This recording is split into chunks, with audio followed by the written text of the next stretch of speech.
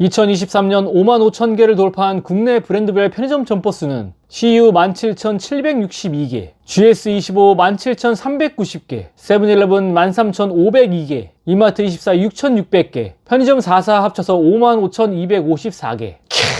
이 작은 대한민국 땅덩이에 많아도 너무 많은 편의점. 인구수로 비교해보면 920명당 1개꼴로 편의점이 있는 것입니다. 형님 누님들 진짜 이거 맞아? 편의점 업계는 이렇게 레드오션을 넘어 피 튀기는 블러드오션으로 변질되어 극악으로 치닫는 치킨 게임이 된 지 오래입니다. 다같이 좆대자는 거야? 자, 지금 보시는 사진은 합성한 사진이 아닌 진짜 사진입니다. 한때 부산에서 한참 논란이 되어 기사로도 나왔던 곳입니다. 또한 편의점 옆에 편의점, 또 편의점 옆에 편의점, 다시 한번 편의점 옆에 편의점. 아주 지랄났죠? 국내 편의점이 이렇게 많은데 이 많은 편의점들은 정말 돈을 벌고 있는 것일까요? 지금도 많은데 도대체 왜 이렇게 편의점이 계속 늘어날까요? 편의점 창업하면 진짜 돈을 벌 수 있는 건지, 편의점 경험만 20년에 현재 7개의 점포로 80억 매출을 올리고 있는 이 편돌이가 편의점 창업 현실에 대해서 낱낱이 파헤쳐서 알려드리겠습니다.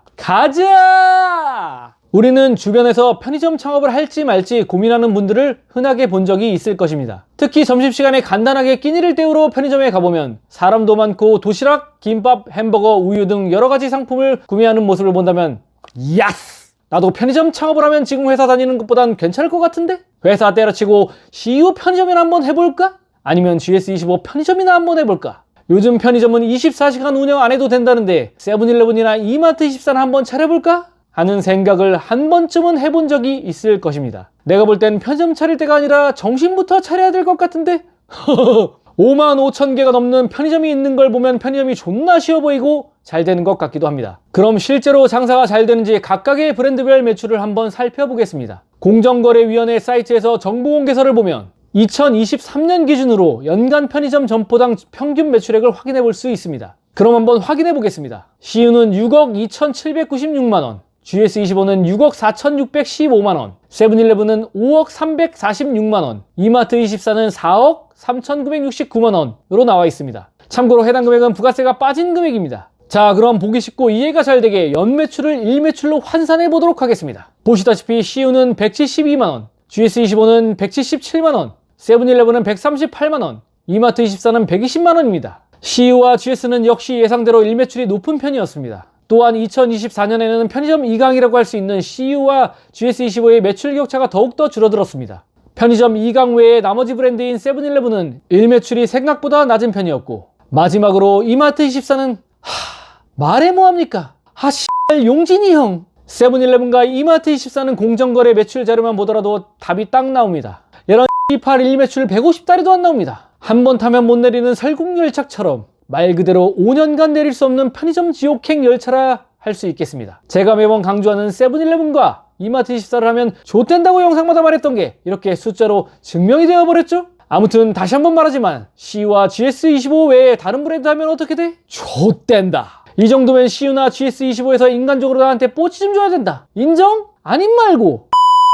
어쨌든 편의점 월 매출이 6천만원 정도 나온다고 가정해 보겠습니다. 영업이익률은 점포마다 너무 달라서 대충 20% 정도로 계산해 보겠습니다. 이렇게 계산을 하면 월에 1,200만원의 영업이익이 나오게 됩니다. 여기서 인건비 500만원, 임차료 200만원, 전기료 50만원을 차감하고 나면 450만원이 나오게 됩니다. 한 달 평균 400에서 500만원 정도를 편의점 점주가 가져간다는 말입니다. 1억 투자해서 1년에 5천에서 6천만원 정도를 가져갈 수 있으면 1년 6개월 정도면 투자금을 다 회수할 수 있다는 뜻입니다. 1년 6개월 후부터는 버는 족족 순수익입니다. 이렇게 숫자로만 본다면 무조건 돈을 벌 수 있는데 너도 나도 영혼까지 땡겨서 모두가 다점포 매장을 하고 있을 것입니다. 또한 기존 편의점 사장님들도 다 부자가 되어 있을 것입니다. 그런데 현실은 그렇게 녹록하지가 않습니다. 왜냐하면 여기는 바로 통계의 함정이 숨어 있기 때문입니다. 위에서 브랜드별로 확인했던 매출은 바로 평균 매출이었습니다. 전체 매장의 평균 매출만 정보공개서에 공개되어 있다는 뜻입니다. 예를 들어 상위 10%의 평균 매출, 하위 10%의 평균 매출 자료 같은 건 없기 때문에 정확한 매출을 추정할 수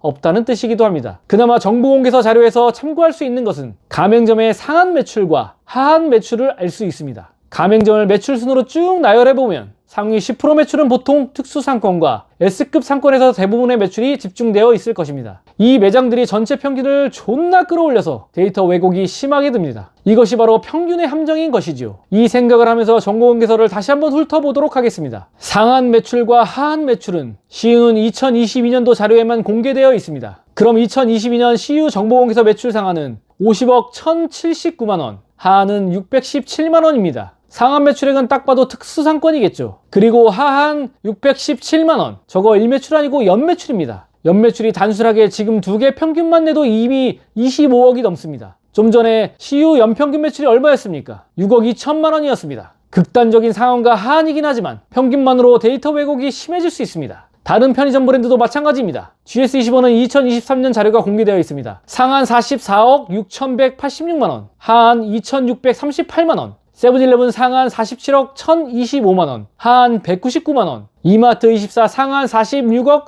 8,827만원, 하한 307만원. 와, 연간 매출이 1,000만원도 안 되면 한 달에 100만원도 못 파는 매장입니다. 하루 매출 100만원 이하 점포는 영업이익은 고사하고 매달 마이너스로 돈을 때려받고 있는 것입니다. 이런 분들은 편의점에 출근할 때 어떤 생각이 들까요? 출근이 아닌 잠수를 타고 싶지 않을까? 저 같으면 진심으로 한강 마려울 것 같습니다. 더군다나 편의점은 서비스업이라 인건비 얘기도 또 빼놓을 수가 없습니다. 편의점의 특성상 보통 24시간 365일 3교대로 돌아가는 구조입니다. 알바를 돌리지 않고 혼자서 24시간을 절대로 혼자 할 수 없습니다. 요즘은 편의점 점주들이 인건비를 아끼려고 근무 시간을 늘리고 있는 추세지만 늘리는 것도 한계가 있기 마련입니다. 그래서 아이러니하게 영업이익은 마이너스가 나는데 알바를 자를 수도 없는 구조입니다. 이러지도 저러지도 못하는 편의점 지옥에 빠져버리는 것입니다. 또 이렇게 근무 시간을 늘리는 것은 편의점 점주의 정신적 스트레스와 육체적인 피로도 가중되어 점포가 망가져 매출이 떨어지는 악순환의 고리를 만들기도 합니다. 또한 이렇게 12시간을 넘게 근무하면서도 알바보다도 못한 수입을 가져가는 경우도 대다수입니다. 그럼 이렇게 편의점 수익이 악화되고 가맹점주들은 곡소리가 나는데도 불구하고 편의점 숫자는 줄지 않고 왜 계속 늘어나는 거냐 하는 의문을 가지실 겁니다.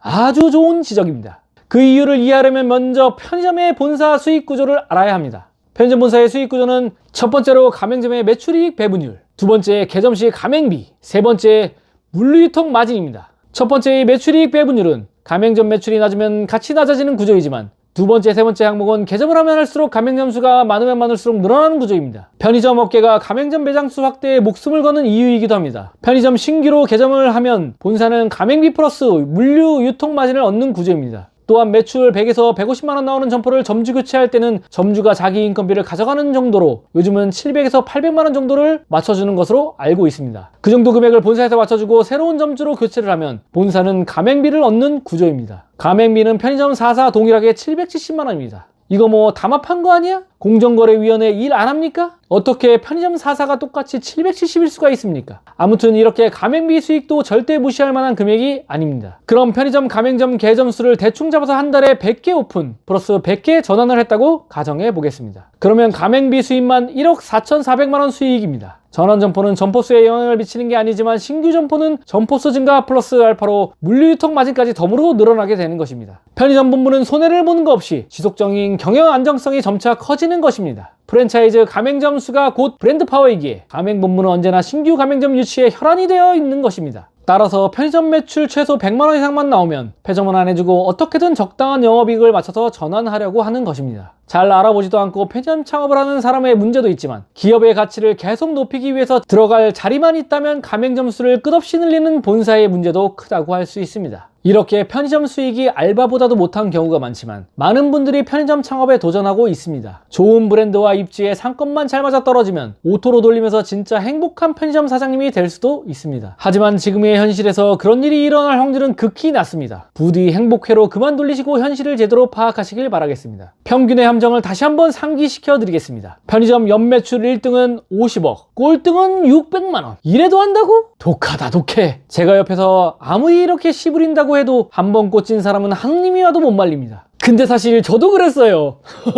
이해는 갑니다. 그렇게 꼭 해야겠다면 이거 하나는 꼭 기억해 주시길 바랍니다. 편의점 창업하면 본사가 모든 것을 알아서 해줄 거라 생각은 갖다 버리십시오. 물론 전제계약 서명만 하면 본사에서 기본적인 매장은 알아서 다 만들어주긴 합니다. 하지만 오픈 후부터 생기는 모든 결과는 서명한 자신에게 있다는 것을 절대 잊으시면 안 됩니다. 아무도 도와주는 사람 없어요. 존나게 고독합니다. 매출이 안 나온다고 본사는 물론 아무도 책임져 주지 않습니다. 내가 싼 똥이라 어디에다 하소연도 못합니다. 이상 편의점 창업에 대한 현실적인 이야기를 해봤습니다. 그럼 오늘의 결론을 흔히들 얘기하는 뻔한 결론인 편의점 창업은 철저한 시장 분석과 신중한 브랜드 선택이 필수적이니 예비 창업자들의 신중한 접근이 필요하다. 이따위 AI 싸대기 마려운 뻔하디 뻔한 개소리는 안 하겠습니다. 그니까 편의점 현실이고 지랄이고 뭐 어쩌라는 거냐. 네, 제가 누굽니까? 편의점 20년차 씹고인물 편돌이 아니겠습니까? 편의점 예비 창업자, 편의점 기존 운영자, 적자 편의점 운영자분들에게 이 편돌이가 결론 꽂아드리겠습니다. 편의점 창업을 준비하는 예비 창업자분들은 지금 당장 편의점 창업 후 대박을 꿈꾸기보다는 안전한 상권 혹은 기존점 인수를 노리도록 한다. 때로는 가만히 있는 것이 돈을 버는 것입니다. 지금처럼 자영업 시장이 나락인 시기에는 어느 상권에 편의점을 차려도 좆될 확률이 더 높습니다. 돌다리도 두들겨보고 건넌다는 심정으로 조심 또 조심하십시오. 한번 꽂히면 하느님이 와도 못 말리시는 분들은 최대한 안전한 기존점 인수를 노리시기 바랍니다. 큰 돈을 노리면 크게 망하기 십상입니다. 지금은 자세를 낮추고 와신 상담하는 마음으로 집구석에서 아무것도 하지 말고 배달이나 시켜먹는 사람이 승자입니다. 한잔해. 두 번째, 기존 점주님들은 편의점의 위기 속에서 경쟁점과의 상권 통합, 점포 이전 등을 시도하여 매출이익을 극대화한다. 위기는 기회다 라는 말이 지금 상황에 딱 맞는 말입니다. 상권 통합, 점포 이전 등 이런 굵직한 기회는 지금처럼 자영업 시장이 나락인 시기에 오게 됩니다. 나만 힘든 것이 아닙니다. 분명히 주변 경쟁점도 지금 힘들어하고 있을 것입니다. 기존 점주님들은 이런 작은 균열들을 공략해서 상권 통합, 점포 이전 등을 성공하시면 극락의 금융치료를 맛보실 수 있을 것입니다. 빅픽처.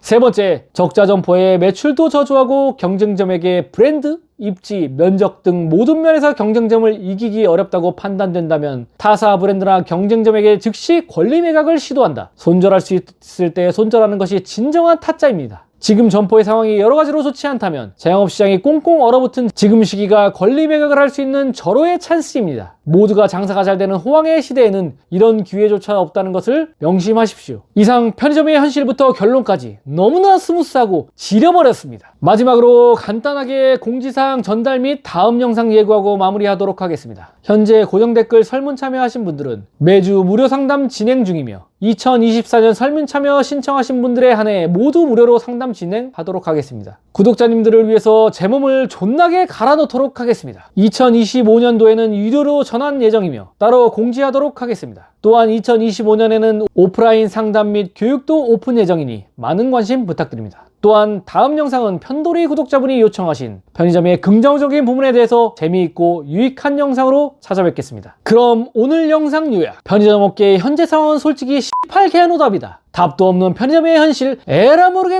18 타로 카드나 뽑아보자. 첫 번째, 편의점 예비 창업자님들은 그림처럼 그냥 아무것도 하지 말고 집구석에서 누워서 가만히 있어. 두 번째, 기존 편의점 사장님들은 그림처럼 경쟁점한테 권리금 좀 던져주고 배점시켜서 상권 통합 가자. 세 번째, 적자 편의점 사장님들은 경쟁점이나 타사 브랜드의 권리 매각하고 그림처럼 지금 당장 도망쳐. 네 번째, 구독, 좋아요, 알림 설정까지 편돌이 심장에 자 쏘세요. 이렇게 싹싹 할게.